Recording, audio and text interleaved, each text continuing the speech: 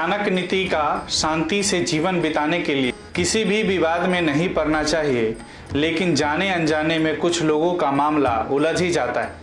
लेकिन चाणक्य नीति कहती है कि शास्त्रों में वर्णित 9 प्रकार के लोगों से भूलकर भी दुश्मनी नहीं करनी चाहिए। यदि कोई व्यक्ति इनसे बुराई लेने की जरूरत करता है तो उसे पराजय मिलना तय है। कई राजा महाराजा भी ऐसे लोगों से अनजाने में विरोध कर अपना राजपाट गंवा चुके हैं। आचार्य चाणक्य नीति की बहुत सी बातें ऐसी है जो आज भी विचार करने पर मजबूर कर सकती है। पहला, शस्त्री, जिसके हाथ में शस्त्र यानी हथियार हो उससे विरोध या झगड़ा कभी नहीं करना चाहिए, क्योंकि क्रोध अधिक बढ़ने पर शस्त्री अपने हथियार का प्रयोग कर विरोध करने वाले की जान ले सकता है।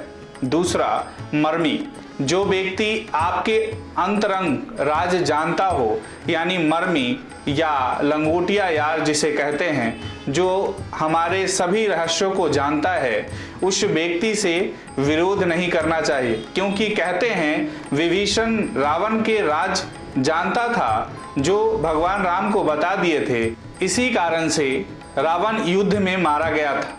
तीसरा, प्रभु यानी मालिक या राजा से शत्रुता नहीं करनी चाहिए, क्योंकि उसके पास अपार शक्ति होती है, वो आपका बड़ा नुकसान कर सकता है। चौथा, सठ, यानी मूर्ख व्यक्ति से बुराई नहीं करनी चाहिए। शास्त्रों में तो ऐसे लोगों से दोस्ती करना भी अच्छा नहीं माना गया है। मूर्ख व्यक्ति उसे मान सकते हैं जिसे अपने ही हित या अहित के बारे में ज्ञान न हो। पांचवा, धनी व्यक्ति, बहुत ही अमीर व्यक्ति के साथ पंगा नहीं लेना चाहिए, क्योंकि वह कानून और न्याय को भी खरीद सकता है। अगर नंबर 6 की बात करें तो वैद्य यानी डॉक्टर से कभी झगड़ा नहीं करनी चाहिए, नहीं तो वह कभी भी आपको संकट में डाल सकता है। सातवां, वंदी यानी याचक या इधर उधर खबर देने वाले, ऐसे व्यक्ति से भी बुराई करना ठीक नहीं माना जाता है। आठवीं, यानी कवि, कवि की श्रेणी में पत्रकार, वक्ता और लेखक को भी ले सकते हैं। इन लोगों से भी कभी दुश्मनी नहीं करना चाहिए। 9वीं की बात करें तो खाना बनाने वाला या बनाने वाली, रसोइया यानी कुक से भी कभी भी बुराई नहीं करनी चाहिए, अन्यथा आपको हानिकारक भोजन दे सकता है जिससे आपको मृत्यु प्राप्त हो सकती है। नमस्कार, हर हर महादेव, राधे राधे, जय श्री राम, सत श्री अकाल। केम छो? मैं आशा करता हूँ आप सब ठीक होंगे, स्वस्थ होंगे और अपनों का ख्याल रख रहे होंगे, खुद भी पॉजिटिव होंगे और दूसरों को खूब पॉजिटिव कर रहे होंगे। आज हम बात करेंगे इस हफ्ते का पहला व्रत सफला एकादशी, जो 19 को होने वाला है।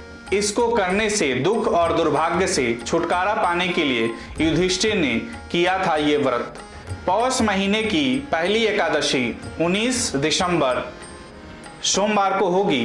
पुराणों में इसे सफला एकादशी नाम दिया गया है, यानी इस व्रत को करने से जल्दी ही पुण्य मिल जाती है। इसमें सुख समृद्धि और सौभाग्य की कामना से व्रत रखा जाता है। भगवान विष्णु और लक्ष्मी जी की पूजा की जाती है।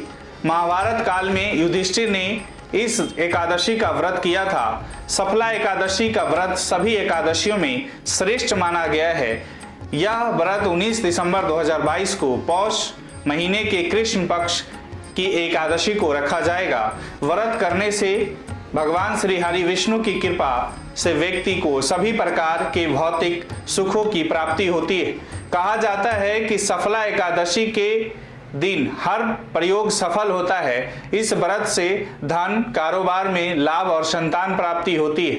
आइए जानते हैं इस व्रत का शुभ मुहूर्त और विधि एवं उपाय। सफला एकादशी तिथि प्रारंभ 19 दिसंबर 2022 को 3:32 सुबह में शुरुआत होगी और सफला एकादशी तिथि समाप्ति 20 दिसंबर 2022 को सुबह 2:32 को हो जाएगा। इसमें व्रत पारण का समय है 20 दिसंबर 2022 को 8:05 सुबह से लेकर 9:04 तक रहेगा। सफला एकादशी व्रत विधि क्या है? व्रत वाले दिन आपको ब्रह्म मुहूर्त में स्नान से निर्वित होकर भगवान श्री हरि विष्णु का मंत्र सहित ध्यान करते हुए व्रत का संकल्प लेना है। फिर व्रत और पूजा का संकल्प ले एक चौकी पर लाल वस्त्र बिछाकर उस पर भगवान श्री हरि विष्णु और माता लक्ष्मी की प्रतिमा या चित्र को स्थापित करना है। गाय के दूध से भगवान विष्णु का अभिषेक करें। फिर शंख में गंगा जल भरकर स्नान करवाएं। इसके बाद भगवान विष्णु को पीले रंग के कपड़े पहनाएं और धूप दीप दिखाएं। फिर पीले कपड़े पहनकर पीले फूल, फल और चंदन से भगवान विष्णु की पूजा करनी चाहिए। पूजा के लिए घट स्थापना करें और देसी घी का दीपक प्रज्वलित कीजिए और श्री हरि की चित्र या प्रतिमा पर फूल अर्पित करें।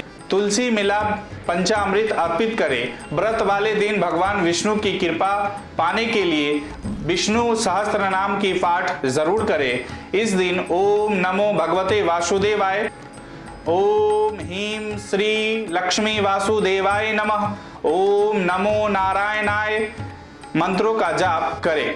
भगवान विष्णु को तुलसी का पत्ता जरूर चढ़ाएं, लेकिन ध्यान रहे कि दशमी तिथि के दिन में ही आप तुलसी का पत्र तोड़े। एकादशी तिथि को आप तुलसी का पत्र ना तोड़े, ना ही रात में तोड़े, क्योंकि तुलसी भी एकादशी की व्रत में रहती है। भगवान विष्णु को तुलसी का पत्ता जरूर चढ़ाएं। धूप और दीप से भगवान की आरती कीजिए और फिर विष्णु सहस्त्र नाम और कनक धारा स्रोत का पाठ करें। भगवान श्री हरि विष्णु और माता लक्ष्मी को दूध से बनी चीज का भोग अवश्य लगाएं और सायंकाल के समय फिर से पूजा करें। भगवान की पूजा के बाद तुलसी पूजन भी अवश्य करें और दान करें। फिर अगले दिन व्रत का पारण करें। इस दिन के व्रत में केवल सात्विक भोजन ही खाना चाहिए। अगर आप बिना भोजन का करते हैं तो बेहतर रहेगा। व्रत का पौराणिक महत्व क्या है? हर तरह के दुख और दुर्भाग्य से मुक्ति दिलाने वाला सफला एकादशी का व्रत महाभारत काल में युधिष्ठिर ने भी किया था।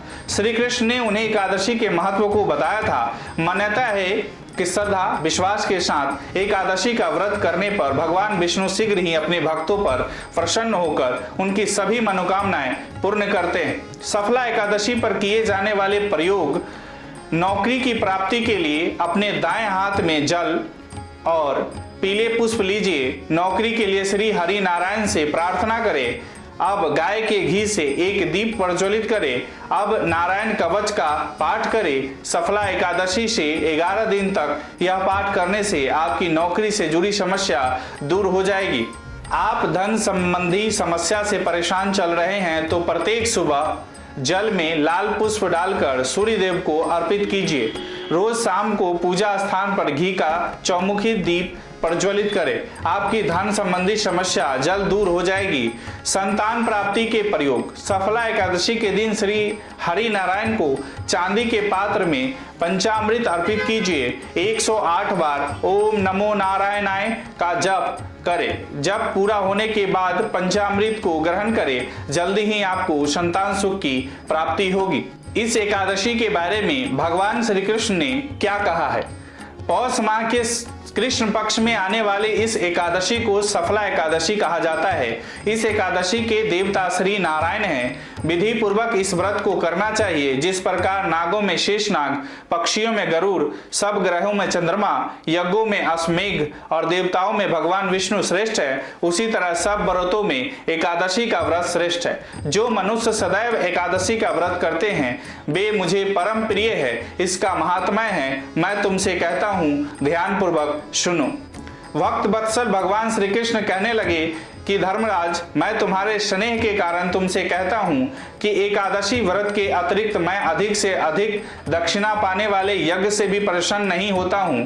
अतः इसे अत्यंत भक्ति और श्रद्धा से युक्त होकर करे। हे राजन, द्वादशी युक्त पौष कृष्ण एकादशी का महात्म्य तुम एकाग्रचित होकर सुनो। सफला एकादशी का व्रत कथा है। चंपावती नगरी में एक महिष्मान नाम का राजा राज्य करता था। उसके 4 पुत्र थे। उन सब में लुम्पक नाम वाला बड़ा राजपुत्र महापापी था। वह पापी सदा पर स्त्री और वेश्यागमन तथा दूसरे बुरे कामों में अपने पिता का धन नष्ट किया करता था। सदैव ही देवता, ब्राह्मण, वैष्णवों की निंदा किया करता था। जब राजा को अपने बड़े पुत्र के ऐसे कुकर्मों का पता चला तो उन्होंने उसे अपने राज्य से निकाल दिया। तब वह विचारने लगा कि कहाँ जाऊं, क्या करूं। अंत में उसने चोरी करने की निश्चय किया। दिन में वह वन में रहता और रात्रि में अपने पिता की नगरी में चोरी करता तथा प्रजा को तंग करने और उनसे मारने का कुकर्म करता। कुछ समय पश्चात सारी नगरी भयभीत हो गई। वह वन में रहकर पशु आदि को मारकर खाने लगा। नागरिक और राज्य के कर्मचारी उसे पकड़ लेते, किंतु राजा के भय से छोड़ देते। वन में एक अति प्राचीन विशाल पीपल का वृक्ष था। लोग उसकी भगवान के समान पूजा करते थे। उसी वृक्ष के नीचे वह महापापी लुम्पक रहा करता था। इस वन को लोग देवताओं की क्रीड़ा स्थली मानते थे। कुछ समय पश्चात पौष कृष्ण पक्ष की दशमी के दिन वह वस्त्रहीन होने के कारण शीत के चलते सारी रात्रि सो नहीं सका। उसके साथ हाथ पैर अकड़ गए। सूर्योदय होते होते वह मूर्छित हो गया। दूसरे दिन एकादशी के मध्याह्न के समय सूर्य की गर्मी पाकर उसकी मूर्छा दूर हुई। गिरता पड़ता वह भोजन की तलाश में निकला। पशुओं को मारने में वह समर्थ नहीं था, अतः पैरों के नीचे गिरे हुए फल उठाकर वापस उसी पीपल वृक्ष के नीचे आ गया। उस समय तक भगवान सूर्य अस्त हो चुके थे। वृक्ष के नीचे फल रखकर कहने लगा, हे भगवान, अब आपके ही अर्पण है ये फल, आप ही तृप्त हो जाइए। उस रात्रि को दुख के कारण रात्रि को भी नींद नहीं आई। उसके इस उपवास और जागरण से भगवान अत्यंत प्रसन्न हो गए और उसके सारे पाप नष्ट हो गए। दूसरे दिन प्रातः एक अति सुंदर घोड़ा अनेक सुंदर वस्तुओं से सजा हुआ उसके सामने आकर खड़ा हो गया। उसी समय आकाशवाणी हुई कि हे राजपुत्र, श्री नारायण की कृपा से तेरे पाप नष्ट हो गए हैं। अब तू अपने पिता के पास जाकर राज्य प्राप्त कर। ऐसी वाणी सुनकर वह अत्यंत प्रसन्न हुआ और दिव्य वस्त्र धारण करके भगवान आपकी जय हो कहकर अपने पिता के पास गया। उसके पिता ने प्रसन्न होकर उसे समस्त राज्य का भार सौंप दिया और स्वयं वन के रास्ते चल दिए। अब लुम्पक शास्त्रानुसार राज्य करने लगा। उसके स्त्री पुत्र आदि सारा कुटुंब भगवान नारायण का परम भक्त हो गया। वृद्ध होने पर वह भी अपने पुत्र को राज्य का भार सौंपकर वन में तपस्या करने चला गया और अंत में बैकुंठ को प्राप्त हुआ। अतः जो मनुष्य इस परम पवित्र सफला एकादशी का व्रत करता है उसे अंत में मुक्ति मिलती है। जो नहीं करते हैं वे पूंछ और सींगों से रहित पशुओं के समान हैं। इस सफला एकादशी के महात्म्य को पढ़ने से अथवा श्रवण करने से मनुष्य को अश्वमेध यज्ञ का फल मिलता है। अगर आपको यह वीडियो अच्छी लगी हो तो इसे फेसबुक और यूट्यूब पर शेयर और लाइक जरूर करें। इसी तरह और भी वीडियो देखने के लिए जुड़े रहे। आपके अपने गणपति ज्योतिष संस्थान से अपने विचार हमें कमेंट बॉक्स में जरूर भेजें। राधे राधे, नमस्कार।